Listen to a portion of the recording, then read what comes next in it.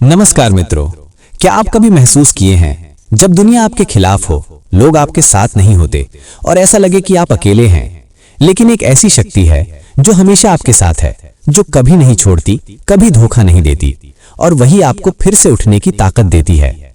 आज मैं आपको बताने वाला हूं कैसे जब सब साथ छोड़ दें तब भगवान ही काफी होते हैं। अगर आप सच में जानना चाहते हैं तो पूरा वीडियो देखें और साथ में भक्ति बूस्ट चैनल को सब्सक्राइब करना मत भूलिए।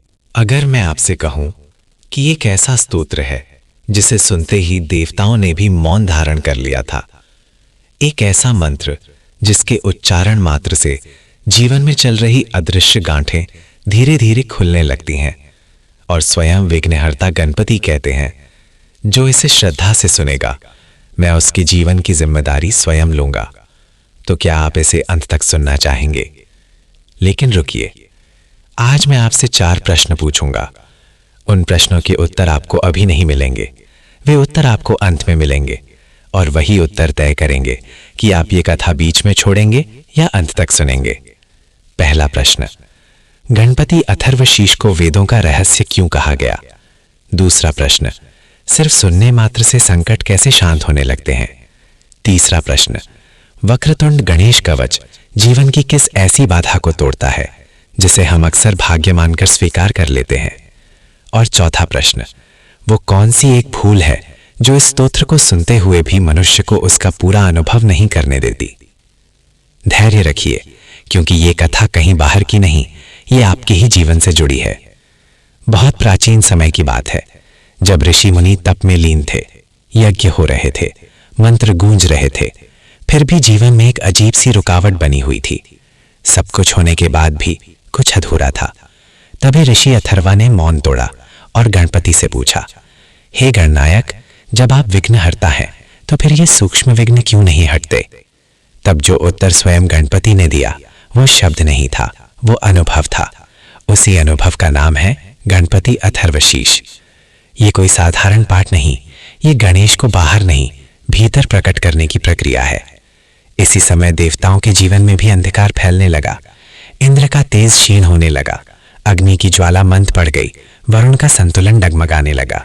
तब ब्रह्मा ने कहा, जब तक गणपति को केवल देवता मानते रहोगे तब तक संकट आता रहेगा। गणपति को तत्व के रूप में जानो। ऋषियों ने मौन धारण किया और अथर्वशीष का उच्चारण प्रारंभ हुआ। धीरे धीरे जो घटित हुआ वो बाहरी चमत्कार नहीं था, वो भीतर की स्थिरता थी। क्या आपने कभी महसूस किया है कि समस्या बाहर नहीं होती, समस्या तब बनती है जब मन डगमगाता है? क्या आपने कभी सोचा है कि गणपति को सबसे पहले क्यों पूजा जाता है? और क्या आपने कभी ये जाना है कि अनजाने में की गई एक छोटी सी चूक कैसे वर्षों की मेहनत को रोक देती है? जब जीवन चारों ओर से घिरता है, जब रास्ते होते हुए भी दिखाई नहीं देते, तब वक्रतुंड गणेश कवच शब्द नहीं बनता, तब वो एक अनुभव बनता है। एक ऐसी अनुभूति जो डर को जड़ से हिलाती है, जो असफलता को स्थायी मानने से रोकती है। अब समय आ गया है उन 4 प्रश्नों के उत्तर देने का। पहला उत्तर, गणपति अथर्वशीष को वेदों का रहस्य इसलिए कहा गया क्योंकि इसमें गणपति को ब्रह्म के रूप में अनुभव कराया गया है, पूजने के लिए नहीं, पहचानने के लिए। दूसरा उत्तर, सुनने मात्र से संकट इसलिए शांत होने लगते हैं क्योंकि ये स्तोत्र मन को स्थिर करता है और स्थिर मन में संकट टिक नहीं पाता। तीसरा उत्तर, वक्रतुंड गणेश कवच उस भय को तोड़ता है जो असफलता को अंतिम मान लेता है। और चौथा उत्तर, वो एक भूल, वो है अधीरता और अहंकार, जब हम परिणाम जल्दी चाहते हैं और प्रक्रिया को छोटा समझ लेते हैं। यदि आज भी जीवन में रुकावटें हैं तो शायद गणपति कहीं बाहर नहीं, आपके भीतर प्रतीक्षा कर रहे हैं, श्रद्धा की, मौन की और विश्वास की। जय श्री गणेश। अगर ये शब्द आपके दिल को छू रहे हैं तो अभी लाइक जरूर कीजिए, इस वीडियो को शेयर कीजिए और अगर आप भी भक्ति और जीवन की सच्ची बातें सुनना चाहते हैं तो हमारे चैनल भक्ति बूस्ट को सब्सक्राइब जरूर कीजिए। धन्यवाद।